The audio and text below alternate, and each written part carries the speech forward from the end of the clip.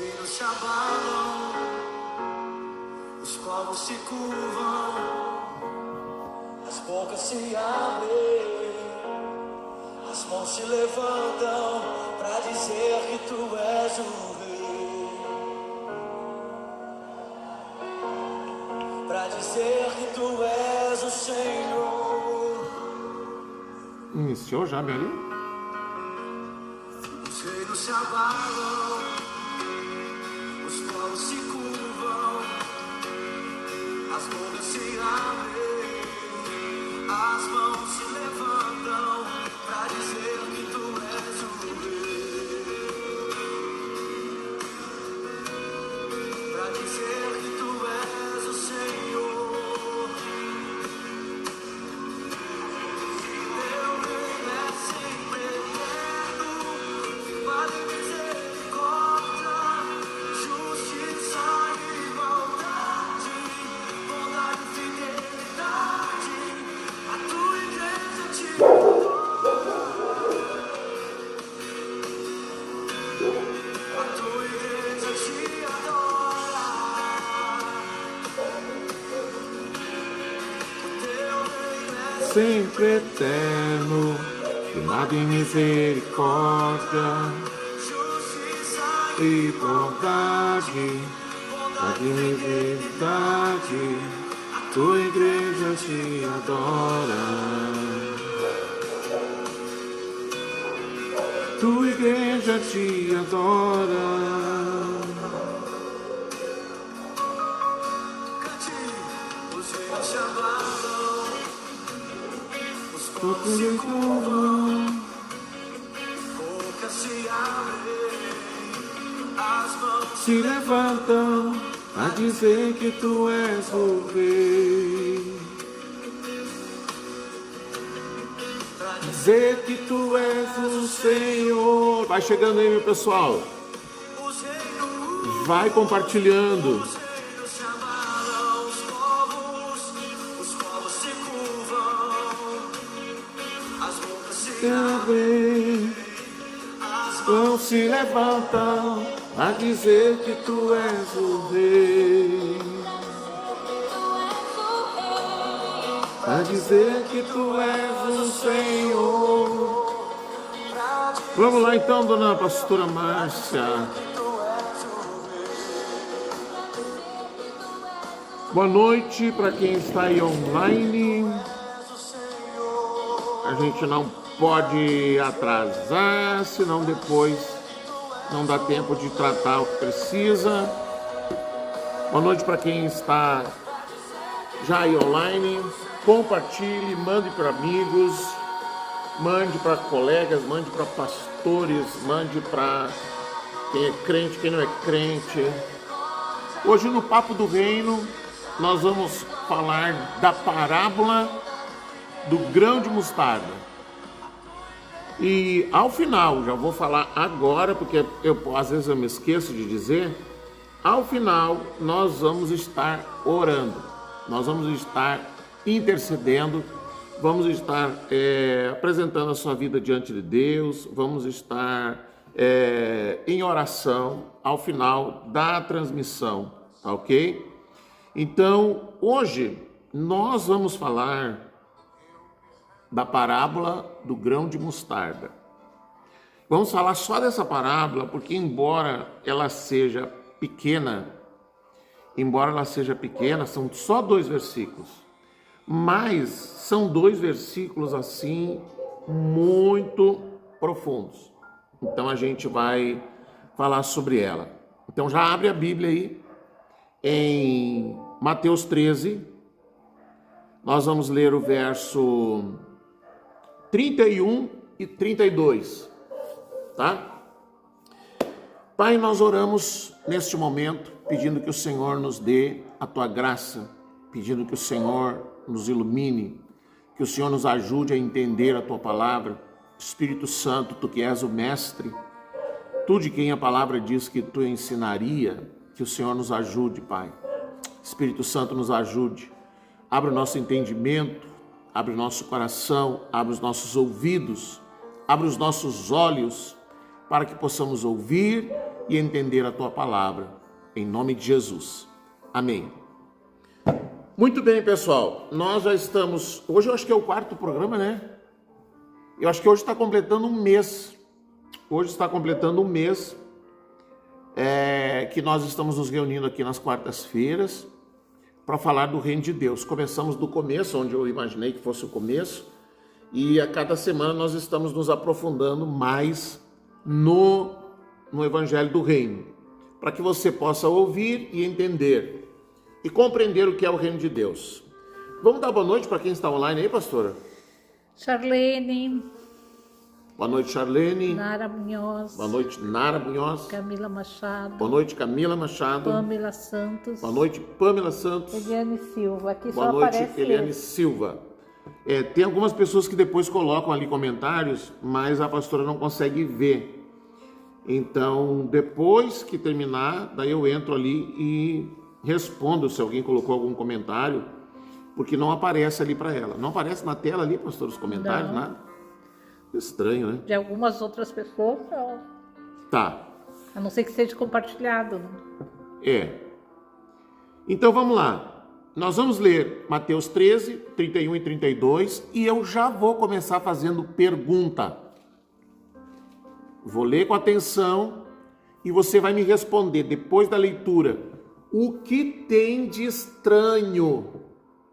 O que você acha estranho nessa parábola que Jesus vai falar, que é a parábola do grão de mostarda? Vamos lá então.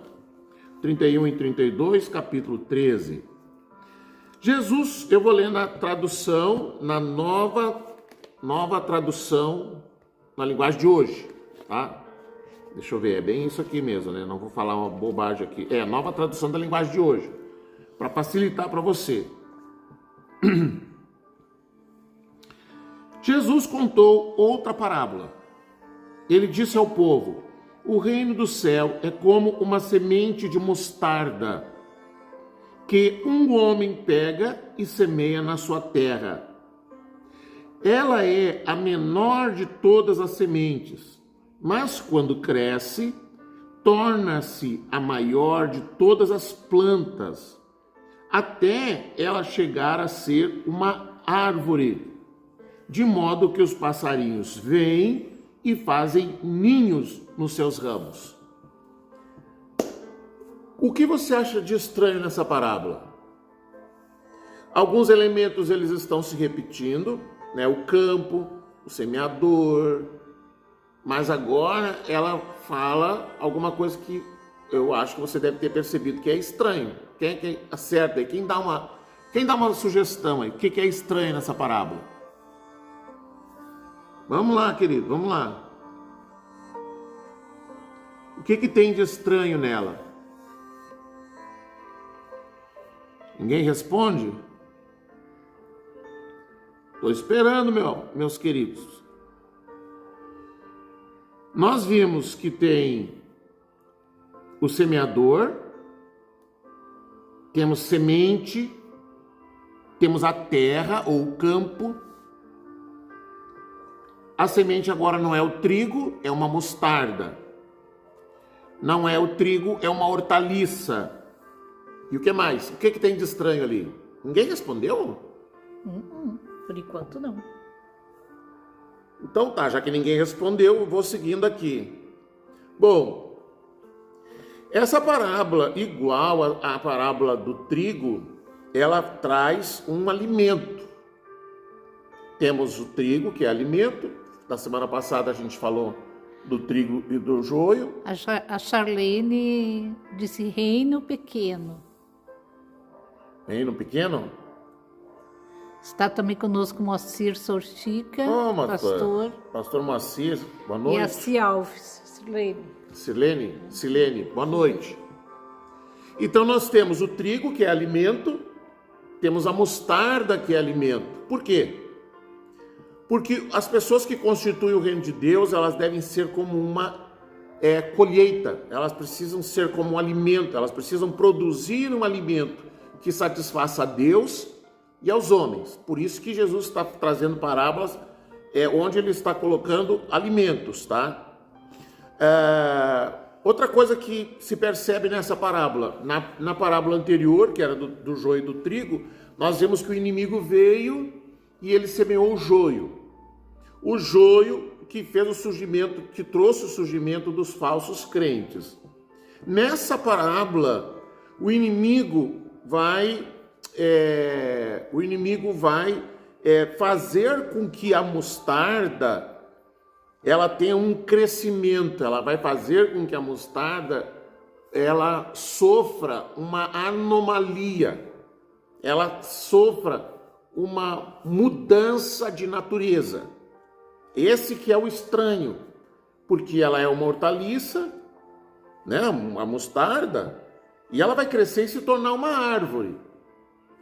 Então isso não é normal. Por que não é normal? A gente precisa entender o que a palavra de Deus diz. A gente vai lá para o Gênesis. Gênesis capítulo 1, verso 11. Então você que chegou depois, ao final a gente vai estar orando, tá? No final a gente vai orar, a gente vai falar com Deus. Eu quero ver aqui, ó, Gênesis 1, 11. Eu quero que você entenda uma regra que Deus, o Pai, estabeleceu na criação. Gênesis 1, 11 e 12. Em seguida, ele disse, Deus, o Senhor, que a terra produza todo tipo de vegetais, isto é, plantas que deem sementes e árvore que deem frutas. E assim aconteceu. Produziu a terra todo tipo de vegetais e plantas que dão sementes e árvores que dão frutos, e viu Deus o que havia feito, e era bom. Na versão atualizada, ela diz que deem frutos segundo a sua espécie. Foi isso que Deus estabeleceu. O que Deus estabeleceu? Que uma laranjeira vai produzir laranjas segundo a sua espécie. Uma videira vai produzir a uva. Uma oliveira vai produzir a azeitona. No verso 24, ainda no capítulo 1 de Gênesis, diz assim, ó.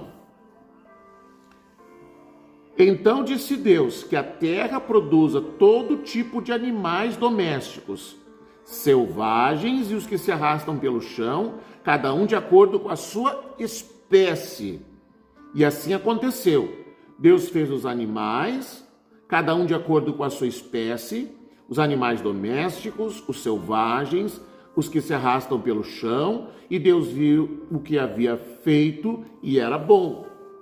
Então nós vemos que Deus estabeleceu uma regra, tanto entre os animais quanto as plantas, cada um iria produzir conforme a sua espécie, tá ok?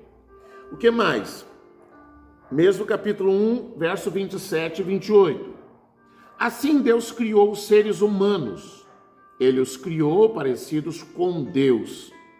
E ele os criou homem e mulher e os abençoou, dizendo: tenham muitos e muitos filhos, espalhem-se por toda a terra e a dominem. E tenham poder sobre os peixes do mar, sobre as aves que voam no ar e sobre os animais que se arrastam no chão. O que nós observamos aqui na criação? Nós vimos que cada animal, cada ser vivo, seja uma planta, seja um animal, seja um ser humano, iria produzir ou reproduzir conforme a sua espécie. Nessa parábola, nós vemos que a mostarda, ela se tornou uma árvore. Ela se tornou uma árvore. Então, eu comecei dizendo, nessa parábola nós temos igualmente o semeador, nós temos igualmente o campo, que é o mundo, e nós temos então a intervenção do inimigo. O inimigo intervém, tá? O inimigo intervém. Na parábola do trigo e do joio, ele diz, veio um inimigo e semeou o joio. Nessa parábola, ele não diz que o inimigo veio e provocou essa anomalia. Ele fica subentendido a ação do inimigo, tá? Então vamos lá. Ele cresceu, essa mostarda cresceu até se tornar uma árvore. O que o inimigo faz aqui? Por que a mostarda Por que a palavra usa a mostarda? Por que a palavra usa o trigo? E por que agora ela nessa mudança, nessa transformação, ela diz que a mostarda se tornou uma árvore? O reino de Deus, no reino de Deus, o reino de Deus surge, e os integrantes do reino surgem para serem peregrinos na terra. Então, por isso Jesus toma exemplos de trigo, de mostarda, que são produtos que têm um tempo curto. Você planta, você espera crescer, frutifica, você colhe e deu. Eles têm um produto, são alimentos de rápida colheita, porque isso está simbolizando o quê? O reino de Deus, a nossa vida aqui na terra, ela é peregrina. Ela é peregrina, ou seja, é vir realizar o propósito de Deus. O propósito de Deus não é que a igreja se tornasse uma árvore.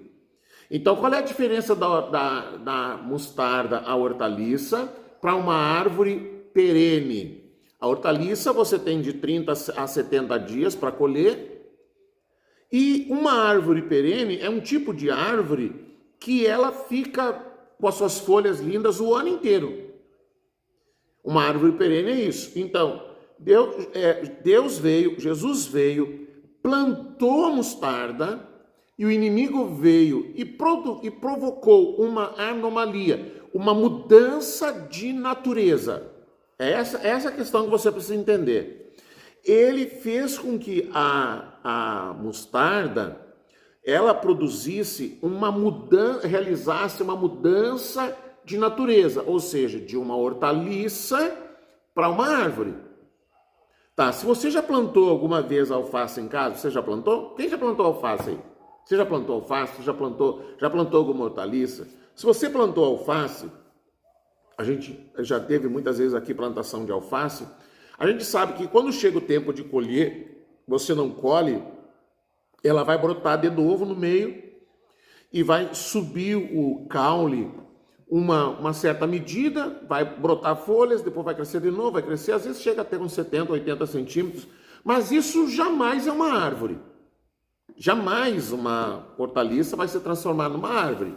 Essa hortaliça da parábola do grão de mostarda, ela passou por uma transmutação, ela passou por uma anomalia. Ela perdeu a sua natureza e perdeu o seu propósito e passou a viver num outro propósito. Até aqui está fácil de entender? Está. Alguém está perguntando alguma coisa aí, pastora Márcia? Não. Ninguém está respondendo nada? A Silene botou eu planto. Alface é muito bom. E quem planta alface sabe que é muito melhor do que a alface que a gente compra, né? Bem macia e tal. Eu estou esperando passar essa onda aí de frio para voltar a plantar aqui as nossas alfaces. Então, você entendeu que essa mostarda, ela passou por uma mudança de natureza. Deixou de ser uma hortaliça e se transformou numa árvore. E essa árvore cresceu demais, que veio a se tornar a habitação de pássaros. Porque diz ali que os pássaros vieram e habitaram nela. Outra versão aqui, ó, deixa eu ver, aqui na outra versão, ela diz assim, ó, no verso 32, o qual é, na verdade, a menor de todas as sementes e crescida é maior do que as hortaliças.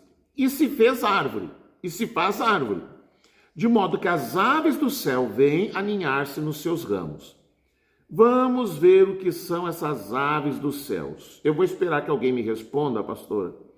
O que você pensa que são as aves dos céus? Vamos lá? Responde aí. Não tenha preocupação de eu vou errar e as pessoas vão ver e não sei o que, não sei o que. Não tem problema não. O que você entende, o que você pensa que seja as aves do céu? Alguém me responde aí? Olha só, eu não botei o versículo aqui, eu não acredito.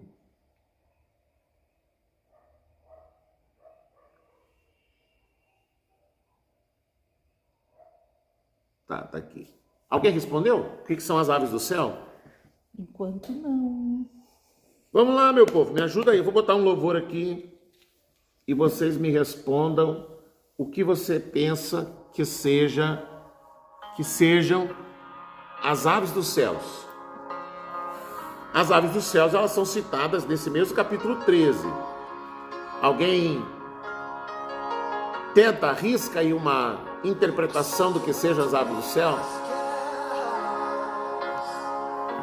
Mas ia ser fácil, né? É fácil, mas ninguém responde.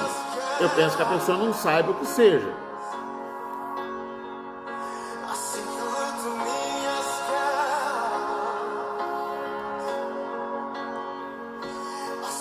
Ninguém respondeu, pastor? Eu estou até ficando preocupado agora. E ninguém arriscou uma resposta. Pamela Santos, pássaros. Pássaros. O que simboliza? Mas eu queria saber o que simboliza esses pássaros. Qual seria a interpretação desses pássaros? O que eles simbolizam? O que eles simbolizam? Estou encantado por ti.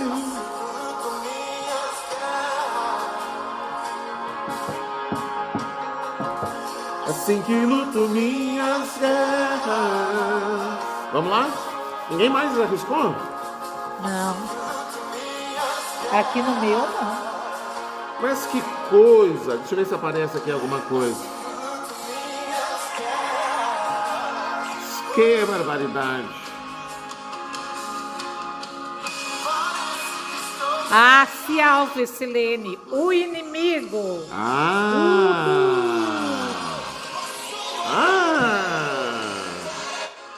Vamos lá então. Vamos lá. Eita, tá dando. Para. Oh, Jesus. Vamos lá então. O que seriam as aves do céu? Como eu disse na semana passada,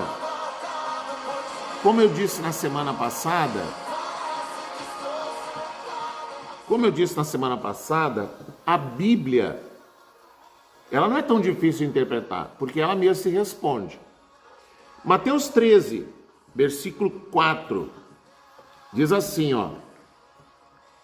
A parábola do semeador diz assim, ó. E quando estava espalhando as sementes, algumas caíram na beira do caminho, e as aves dos céus comeram tudo, tá? No verso 19, Jesus vem explicar o que são as aves dos céus. Capítulo 13, 4, Jesus cita as aves dos céus, dizendo: o semeador deixou cair sementes à beira do caminho, vieram as aves dos céus e comeram tudo. No verso 19, do mesmo capítulo 13 que a gente está lendo, a gente não saiu do capítulo 13, diz assim, ó: as pessoas que ouvem a mensagem do reino, mas não a entendem, são como as sementes que foram semeadas na beira do caminho. O maligno vem e tira o que foi semeado no coração delas. Então, as aves dos céus, elas se referem ao maligno. Ela se refere a ser, esse maligno podem ser, veja bem, esse maligno podem ser os demônios, os seres espirituais do mal, e podem ser pessoas usadas pelo maligno, inspiradas, aguçadas, instigadas pelo maligno, tá? Da mesma maneira que a semana passada a gente viu que o trigo são os filhos do maligno. O trigo não, perdão. O joio são os filhos do maligno, a pastora está atenta. O joio são os filhos do maligno. Agora, nós vamos ver que essa hortaliça que sofreu uma mudança, uma transformação, se tornou uma árvore, ela passou a ser a habitação de pássaros. Esses pássaros, eles representam o maligno, o diabo, os demônios, as forças do mal ou pessoas usadas por eles, tá? Agora, pergunta: quando que essa parábola, que semelhante à do joio e do trigo, ela é uma parábola profecia? Essa parábola também é uma profecia. Quando que essa parábola começou a se cumprir? Alguém tem ideia de quando que essa parábola começou a se cumprir? Como é que aconteceu essa anomalia? O que que provocou essa anomalia? A gente já sabe que as aves são os demônios, mas o que que é isso aí? Quando que isso aí começou a acontecer? A interpretação não é tão difícil. Ela tem muita semelhança com a interpretação de quando que o inimigo semeou o joio. Alguém arrisca uma resposta aí? Quando que essa profecia começou a se cumprir? Eu acho que ninguém vai chutar, então eu já vou responder. Vamos lá. A gente precisa entender os fundamentos para conseguir depois a gente dar o fechamento, e o tempo está indo ligeiro, já passou quase meia hora. Olha só, a igreja primitiva nasceu em Atos 2. A igreja primitiva que nasceu em Atos 2, ela nasceu debaixo de um entendimento de reino de Deus, tá? E ela se moveu nesse entendimento de reino de Deus durante alguns séculos, tá? Alguns séculos, não muitos, mas alguns séculos. O que acontecia? As pessoas vinham, elas entendiam o reino de Deus, elas se convertiam a Cristo, elas eram consolidadas em Cristo, e elas obrigatoriamente, porque não há como, elas precisavam passar por um momento, um processo, vamos chamar de desintoxicação religiosa, porque, vamos dizer, a grande maioria veio da religião judaica. A igreja, o reino de Deus, não veio para ser uma religião. Isso eu já expliquei na primeira noite. Não é uma religião. Mas as pessoas vinham de uma religião e elas tentavam, às vezes, encaixar a sua religião dentro do reino de Deus. Mas não tem como, nenhuma religião, volto a dizer, nem o cristianismo. Jesus não veio para montar uma religião, organizar uma nova religião, nem para melhorar o judaísmo, nem para criar o cristianismo. Tá? O cristianismo surgiu depois. Então a igreja se moveu como o reino de Deus. E como o reino de Deus, em 200 anos, esses irmãos que surgiram ali em Jerusalém, foram se espalhando e anunciando o reino de Deus, veio a perseguição, porque tão logo a igreja nasceu, já veio a perseguição. Então, a igreja nasceu, pouco tempo depois, Herodes prende Tiago, mata Tiago, ele vê que os judeus gostam, prende Pedro, a igreja intercede, Pedro é solto e ele começa a perseguir a igreja porque ele vê que os judeus se agradam desse tipo de perseguição e ele consegue ganhar a atenção dos judeus que odiavam Herodes e a sua família.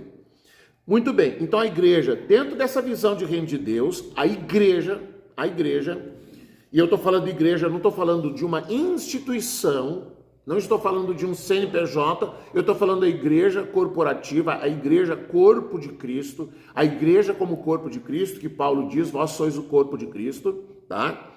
Essa igreja e esses irmãos cheios do Espírito Santo, em 200 anos, alcançaram todo o mundo de sua época, porque eles entenderam que quando Jesus disse, esse evangelho do reino será pregado em todo o mundo, então eu venho.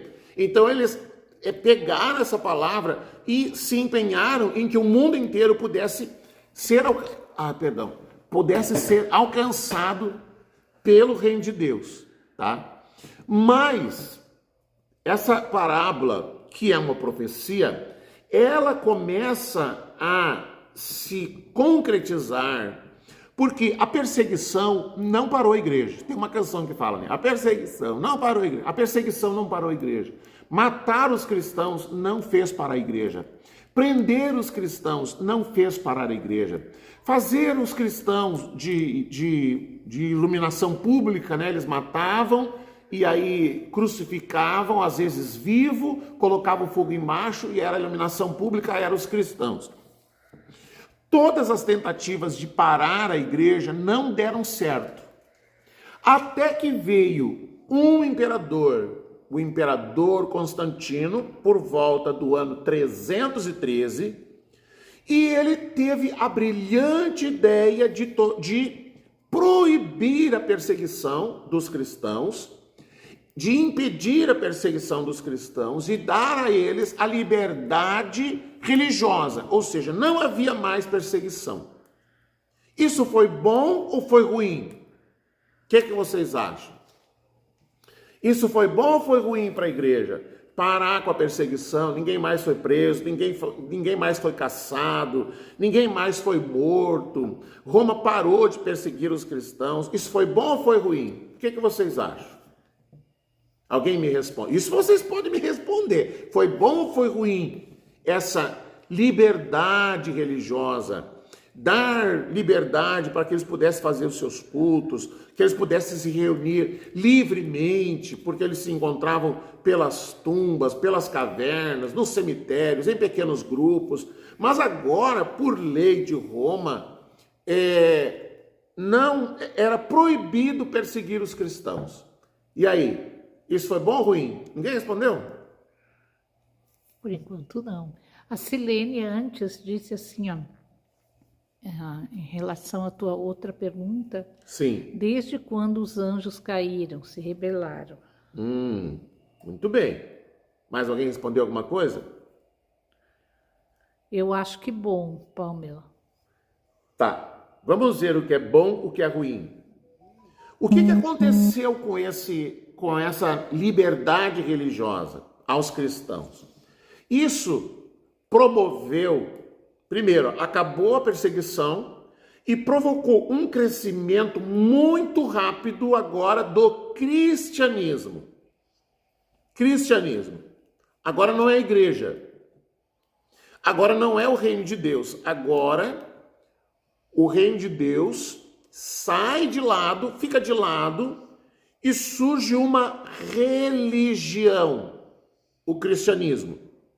E o cristianismo, como religião, cresceu muito rápido. Constantino foi o primeiro imperador cristão.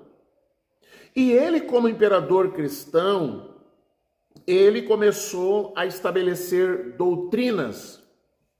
E ele começou a trabalhar para erradicar o que ele considerava heresia.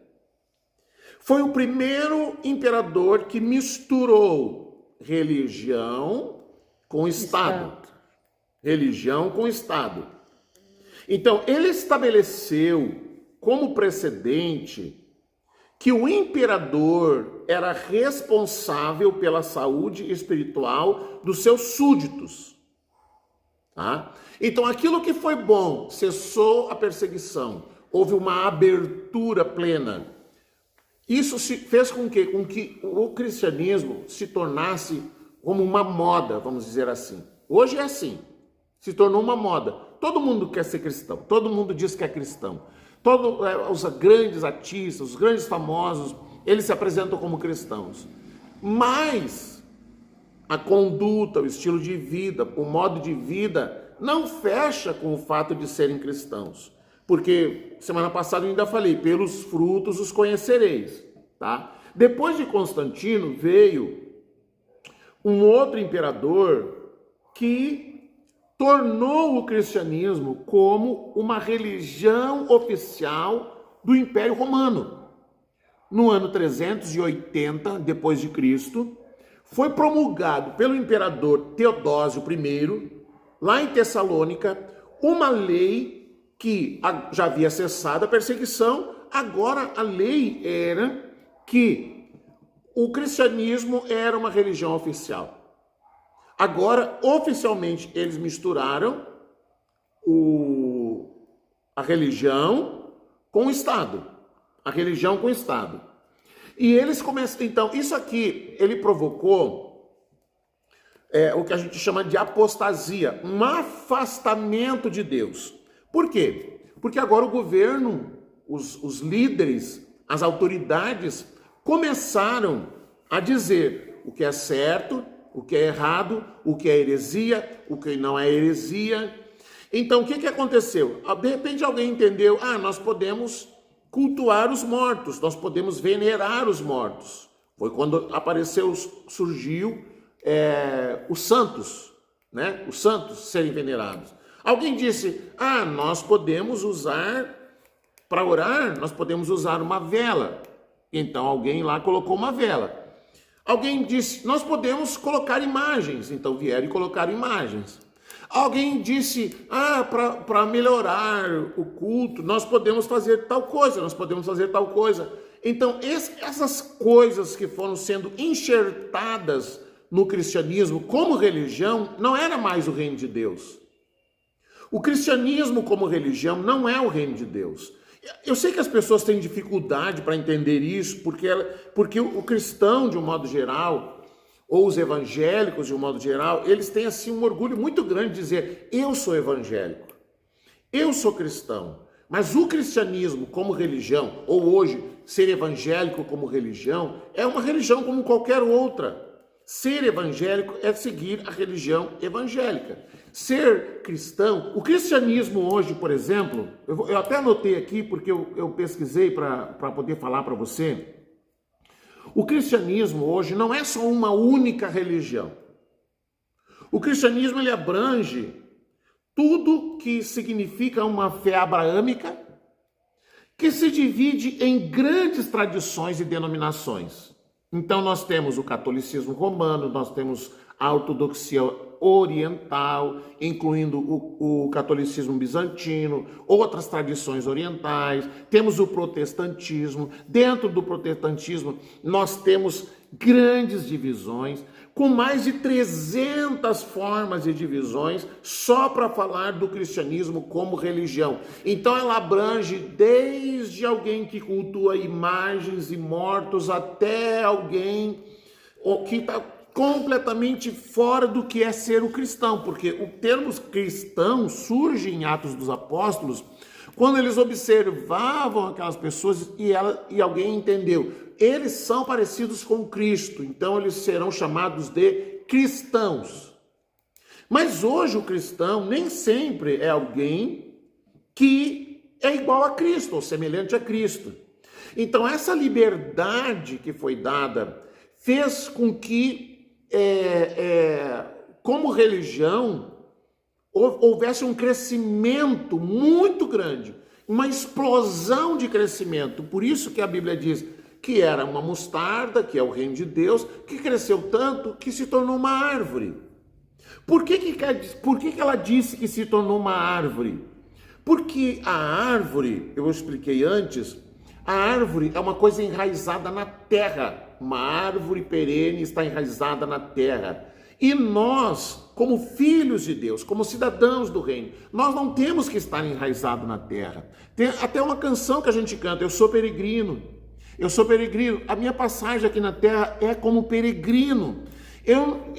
A igreja de Cristo não nasceu para ficar encravada na terra e preocupada com as coisas da terra. Então, para você ter uma ideia de quanto isso afetou o crescimento da palavra, então surgiram as heresias. Jesus fala dos mercenários, de pessoas que usam a fé para ganhar dinheiro, das pessoas que enganam, das pessoas que mentem, dos falsos profetas, das pessoas que profetizam qualquer coisa para ganhar dinheiro. Isso houve assim, por isso que diz assim, que vieram as aves dos céus. As aves dos céus vieram os demônios e vieram pessoas malignas. Pessoas que fizeram da fé uma profissão, pessoas que fizeram da fé uma forma de exploração, pessoas que fizeram da fé uma maneira de impor a sua religião, Você sabe que houve um período da história, da Idade Média, que é chamado do período negro da história, que eles matavam e forçavam as pessoas a seguir o cristianismo e eles eram mortos. Então a religião, o cristianismo como religião, ela é as Santas Cruzadas. Isso provocou uma grande anomalia. O que cresceu não foi o reino de Deus, foi a religião. Por Em vez de isso, entrada no reino dos céus, daí seria Exato. a salvação, era vendido cadeiras, vendido, né? exatamente. E olha, quando Lutero promoveu a reforma protestante, né, que ele entendeu que estava escrito lá que o justo viverá por fé, se Lutero voltasse hoje e visse o que os protestantes, e aí inclui, né, os evangélicos e tal, inclui essa ala dos neopentecostais, alguns pentecostais, essa ala, se Lutero visse hoje o que essas pessoas fizeram com a reforma, ele iria provocar uma nova reforma, porque eles foram se distanciando de novo da palavra. Então, lá agora em outubro, que tem a comemoração da Reforma Protestante, e normalmente em outubro eu ensino sobre as 5 solas, né? Somente Cristo, somente a palavra, somente a fé, somente Cristo, somente o reino de Deus. Então nós temos as 5, e hoje não. Hoje não, se vende tudo, se vende qualquer coisa. As pessoas são instigadas a acreditar que não basta crer em Jesus. Elas precisam crer em Jesus, mas tem que ter uma cruz, ela precisa ter um óleo ungido, precisa ter não sei o quê, precisa ter isso, precisa ter aquilo, porque só a morte de Cristo não foi suficiente. E essa deformação, quem produz foi a religião, não foi o reino de Deus. O reino de Deus é a mostarda. Essa árvore não é o reino de Deus. Não sei se você consegue entender. Você está entendendo? Me responda aí, sim ou não. Essa árvore não é o reino de Deus. O cristianismo não é o reino de Deus. Por mais difícil que você... por mais que você tenha dificuldade em entender, o cristianismo não é o reino de Deus. O cristianismo é uma religião que, ao invés de unir a pessoa a Cristo, distancia, porque ela impõe, ela exige mais do que a fé. Então você tem que pagar, você tem que dar dinheiro, você tem que... Então, por um lado, como eu digo, por um lado tem as instituições que são gananciosas, que exploram a ganância daqueles que chegam. Porque tem muitas pessoas que vão para locais de culto com a ideia de que elas vão enriquecer, de que elas vão ganhar dinheiro, e lá elas são exploradas. E depois dizem, eu fui enganado, eu não sei o quê. Mas ela foi enganada pela sua própria ganância. Porque ela entende que seguir a Cristo é ganhar dinheiro, é enriquecer. O símbolo da fé, o símbolo de Cristo é a cruz, não é uma escada. Você está entendendo? O símbolo de Cristo é a cruz, não é uma escada. Tem alguns que responderam a pergunta anterior. A Nara disse ruim, aquela pergunta, né? Acho que é bom ou ruim. Se foi bom ou ruim. Camila, acho que tem os dois lados, o bom e o ruim. A Silene, por um lado, foi bom, para o outro foi ruim, porque aí entrou a religião e o foco não foi mais Cristo. Não foi mais Cristo, deixou de ser Cristo. E as pessoas às vezes estão tão acostumadas a não ouvir sobre Cristo. Domingo, depois que terminou a transmissão, eu estava falando, eu vi uma sequência de vídeos do Dr. Russell Shedd, um grande mestre, e ele enviou alunos do seu curso de teologia para visitar as igrejas e saber como é que estava a questão do que os pastores pregavam, se as pessoas conseguiam entender ou não conseguiam entender e tal. E esses alunos foram, visitaram várias congregações, vários lugares de culto e voltaram com o seguinte resultado. Primeiro, em alguns lugares não se lê a Bíblia. Em alguns lugares não se lê a Bíblia. Até hoje é assim. Alguns lugares não se lê a Bíblia. As pessoas falam, tem lá alguém que traz uma mensagem motivacional, que traz contos e relatos, mas não lê a Bíblia. Tá? Segundo e último, em alguns lugares o pastor até lê a Bíblia, mas não consegue ensinar a palavra.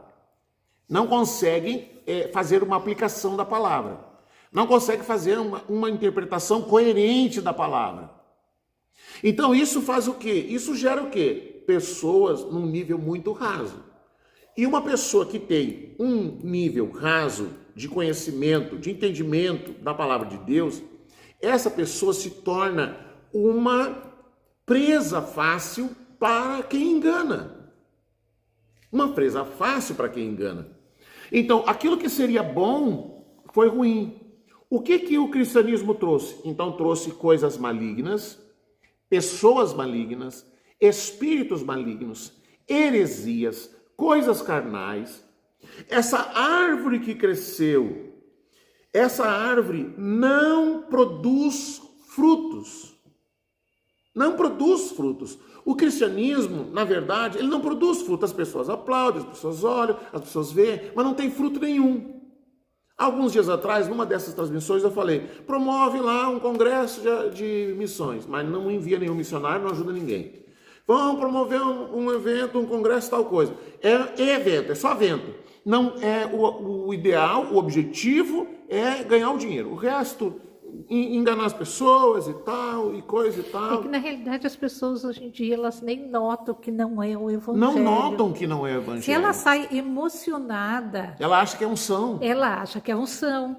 Ah, o Espírito Santo estava, Exatamente. Estava uma glória. E é apenas emoção. E a pessoa não tem noção do que é glória, não tem noção do que é unção, Não tem noção. não sabe discernir o que seja. Ela acha que o que chorou é unção. E ela nem se apercebe que tudo ali, luzes, escuro, música, não sei o quê, tudo para um clima, Para a alma, para a alma. para tocar na alma. Na alma e não no tocar espírito. na alma. Toca nas emoções, toca na alma, não toca no espírito. Você chora, você se emociona, vai embora, pronto, acabou. Não edificou em nada, não fortaleceu nada, não aprendeu nada de Jesus. Não foi confrontado. Não foi confrontado no seu pecado. Quer continuar na vida de pecado porque eles dizem assim, venha como você está, permaneça como você está. E um dia ainda vou falar aqui sobre ele não desiste de você. O dia que eu falar sobre ele não desiste de você, você vai se arrepender. Não é bem assim, ele não desiste de você. Então, quando não há confronto, quando não há palavra, gente, leiam Atos dos Apóstolos, leiam os Evangelhos. Você vê que, por exemplo, João Batista foi um líder, o último profeta da Antiga Aliança que confrontou Herodes e os seus pecados. Herodes e Herodias. A Herodias era a esposa do irmão de Herodes. Ela abandona o irmão, abandona o marido, vai viver com um cunhado. E João Batista metia lenha, ele apontava e falava e denunciava o pecado. Denunciava o pecado. Hoje, se você for denunciar o pecado, citar o nome de alguém, como João Batista fazia, isso vai ser chamado discurso de ódio, isso vai ser chamado difamação, isso vai dizer, o pastor está falando mal de mim, o pastor está falando da minha vida, e aí o pastor vai ser processado, e vai ter que pagar porque ele falou alguma coisa que é verdade, mas que não pode expor. Não pode expor. Então tem coisas, irmãos, que se você ler os evangelhos, você vai ver, Paulo, ele diz assim, existe o evangelho e existe o outro evangelho. O que a maioria das pessoas está ouvindo é o outro evangelho. Não tem confronto de pecado, as pessoas não são levadas a Cristo. As pessoas que se convertem, talvez é o único momento na vida delas em que o Espírito Santo toca na vida delas, é quando elas se convertem, elas são convencidas do pecado. Muitos nascem realmente em Cristo, mas é só colocado o fundamento e nada mais. Nada mais. Depois dali, tudo é emoção e tal, e tal, e tal. Não é Edificado. não é consolidado em Cristo, ele é consolidado numa instituição, ele é ensinado sobre a instituição e não sobre Cristo. Então ele vai aprender a história daquela igreja, ele vai aprender todas as coisas daquela igreja, mas nada de Cristo. Nada de Cristo. Vai ser ensinado para ele alguns versículos-chave e tal, e tal, e tal, muito assim, muito superficial. E daqui a um pouco a pessoa já está na liderança, e daqui a um pouco ela já está pregando e dando uma continuidade num nível raso. Num nível raso. Ninguém fala para ele que isso é pecado, ninguém diz que isso é pecado, ninguém diz que a pessoa tem que abandonar o pecado, porque se ele fizer isso, a pessoa vai sair dali e vai lá no outro lugar, porque lá no outro lugar ninguém fala. Porque a pessoa tem que manter um padrão, o padrão do mundo é esse, é você não confrontar o pecado. Então você vê um lugar e você pensa, está cheio, mas ele está cheio, como diz, está cheio de pessoas vazias, ou essas pessoas que estão ali, elas estão realmente cheias de Deus. Elas realmente estão sendo alimentadas no Senhor. Elas realmente estão sendo confrontadas. Elas realmente estão sendo orientadas a abandonar o pecado. Está cheio, mas está cheio do quê? Ou ela está inchada? Porque enxume, inchaço, é doença. Um dos maiores problemas no final dos tempos é o engano, né? Que Jesus chama muita atenção sobre o engano, que até os escolhidos, se não fosse abreviado os tempos, podia ser enganados, de tanto que o evangelho está sendo dissolvido, de açucarado, não confrontado, e uma série de coisas que tu fica chocado. Exatamente. Então, quanto mais diluído, é melhor para as pessoas dentro da religião. Por quê? Porque assim você põe uma pitadinha de Cristo, e põe 10 litros de heresia. Então, aquela pitadinha de Cristo, de palavra, não provoca nada. E as pessoas não leem a Bíblia, né? Tudo que é falado no altar, exatamente. YouTube. Olha, se eu for falar vida. de profecia, que o camarada começa dizendo, porque assim diz o Senhor, e o que vem depois, ninguém analisa para ver se está na palavra ou não, se o que ele profetizou é bíblico ou não, porque a Bíblia diz que a gente tem que julgar a profecia e tem que julgar o profeta. Então, se a pessoa não para ouvir o que essa pessoa está dizendo que o Senhor está falando, daí o Senhor está falando alguma coisa que não é bíblico, Deus não é Deus de confusão. Se eu for falar disso aí, nós vamos entrar mais 1 hora falando disso aqui. Então, mas o que você precisa entender? Então, essa parábola do grão de mostarda, ela começa falando do reino de Deus, que é a mostarda, que é a hortaliça, que é um produto temporário, que por ação do inimigo ela cresce quando se torna uma religião, e essa religião cresce tanto que traz abrigo, se forma abrigo para as aves dos céus, que são os demônios e pessoas malignas que habitam ali. Muitas vezes, pastor, é possível ter alguém dentro da religião que está convertido, que se converteu? Claro que sim. É possível. A palavra diz que um dos apóstolos veio a Jesus, Jesus disse para ele: eu te vi quando você estava debaixo da figueira. A figueira é um símbolo da religião. Eu te vi quando você estava embaixo da figueira. Há muitas pessoas embaixo da figueira, há muitas pessoas embaixo da árvore que Deus está vendo. Que Deus vê que aquela pessoa é sincera. Mesmo assim, é tão distante, mesmo que alguém não pregue, mas ela um dia se converteu, ela se tornou filha de Deus. Mas depois que ela foi salva, ela não cresceu como filho de Deus. Foi colocado um fundamento. O que o apóstolo Paulo fala?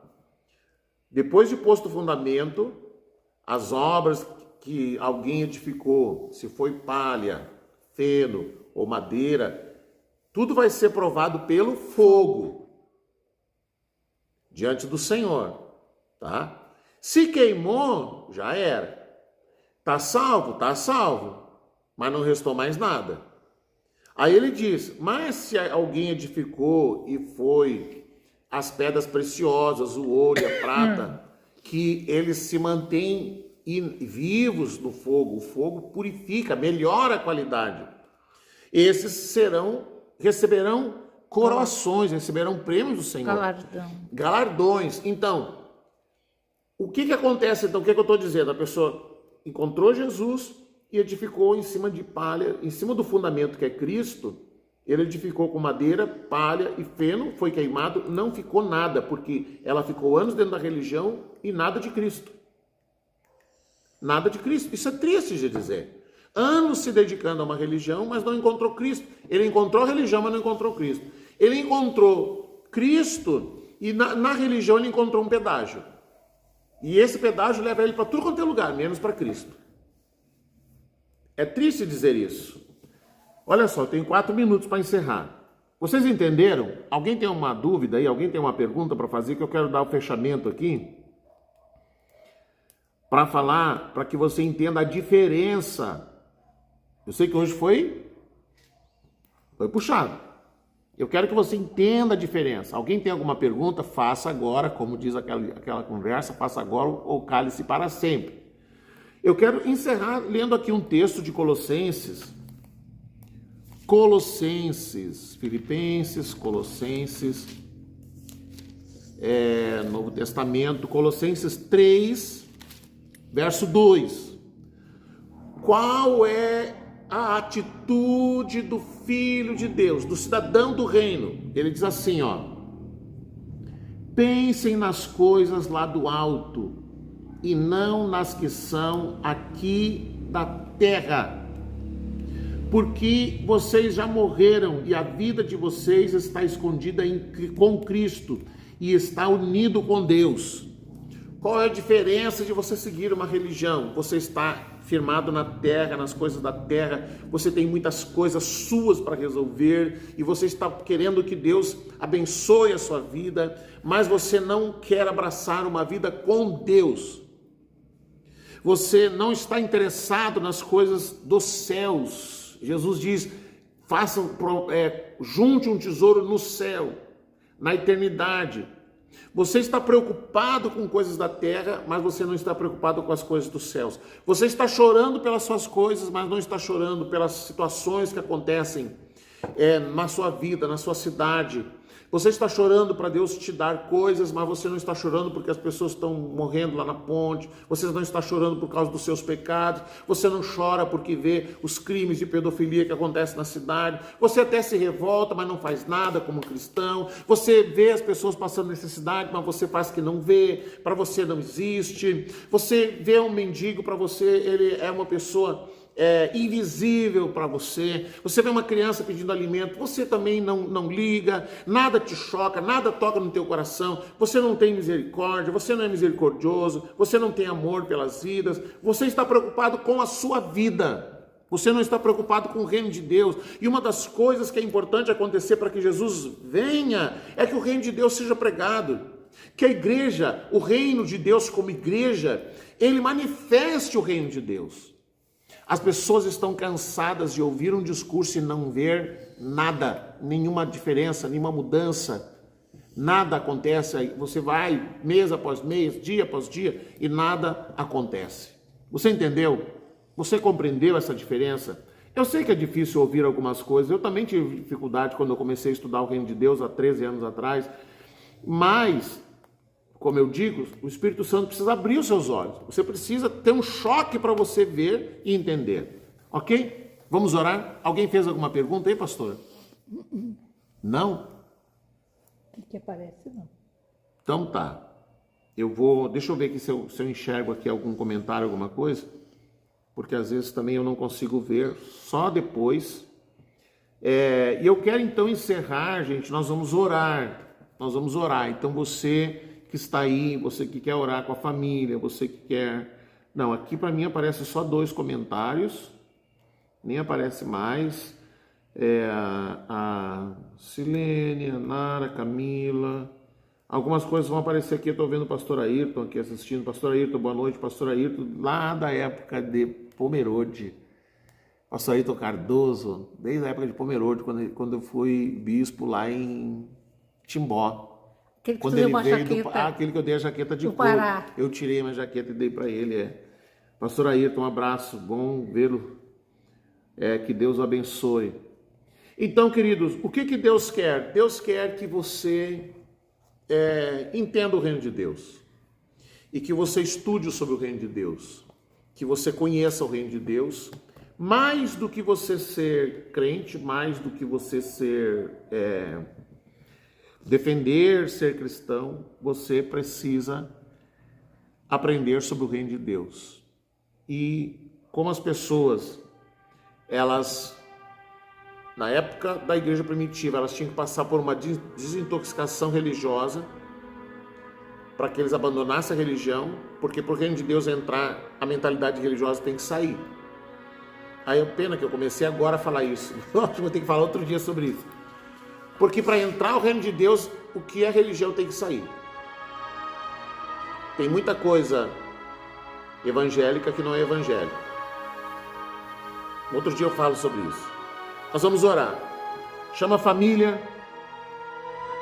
O que nós temos que orar, pastor? Nós temos que orar o que Jesus mandou orar. Orai. Lá na oração do Pai Nosso ele diz que a gente tem que orar dizendo: venha o teu reino e seja feita a tua vontade. Você pode ter N pedidos, mas o principal pedido que Jesus quer que você ore, que o reino dele venha sobre a tua vida. A minha oração é que o reino de Deus te alcance. Você que está debaixo da figueira, você que está dentro da religião, que o Senhor se revele a você.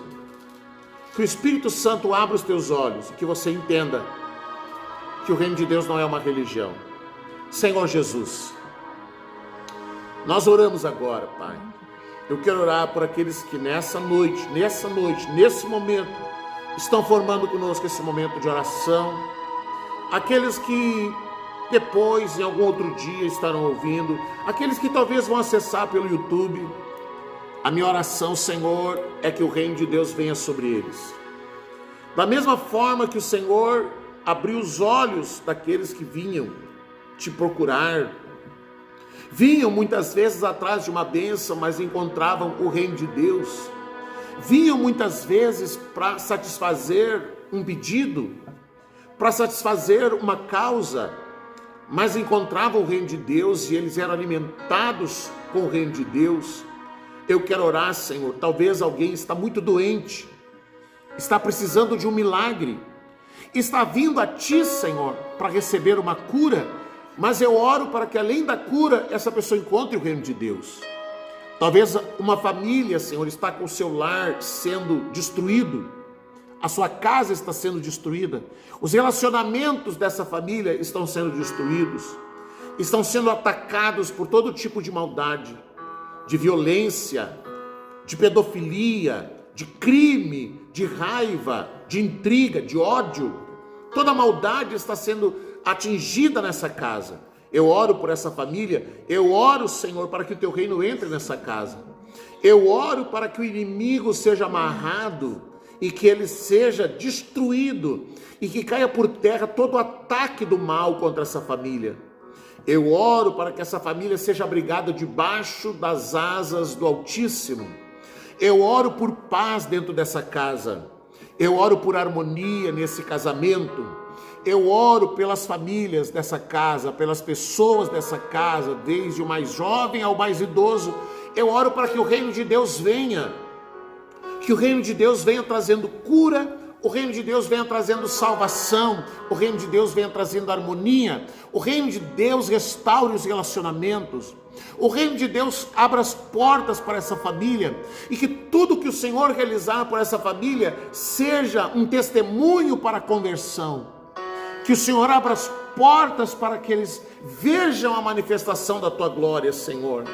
Em nome de Jesus eu repreendo as perturbações da noite, eu repreendo o terror noturno, eu repreendo as perturbações do dia, eu repreendo as crises nervosas, as crises depressivas, as crises de ansiedade. E eu oro, meu Deus, para que o Senhor abençoe essa família. Eu oro, Senhor, que o teu reino venha, que a tua vontade se faça na vida de cada um dos nossos ouvintes, de cada uma dessas pessoas que agora estão assistindo. Em nome de Jesus, em nome do Pai, do Filho e do Espírito Santo. Amém. Alguém colocou mais alguma pergunta aí, pastor? Eu posso encerrar, será? Camila, glória a Deus. Amém. Também estava assistindo apareceu aqui a Caroline Barros. Ah, Carol. Boa noite, Carol. E a Regininha. Regina, boa noite. Boa noite para você que não apareceu ali. Se alguém colocou alguma mensagem, eu vou responder, tão logo eu tenho acesso ali.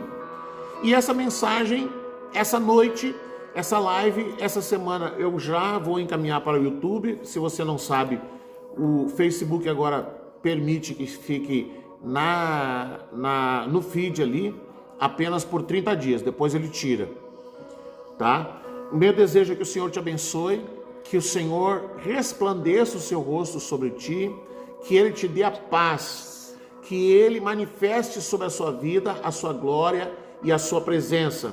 Que Deus te abençoe que você entenda o que é o reino de Deus. Se você tiver dúvidas e quiser me chamar no privado, pode me chamar, que eu teria o prazer de responder para você. Um abraço e até a próxima quarta-feira, em nome de Jesus. Amém.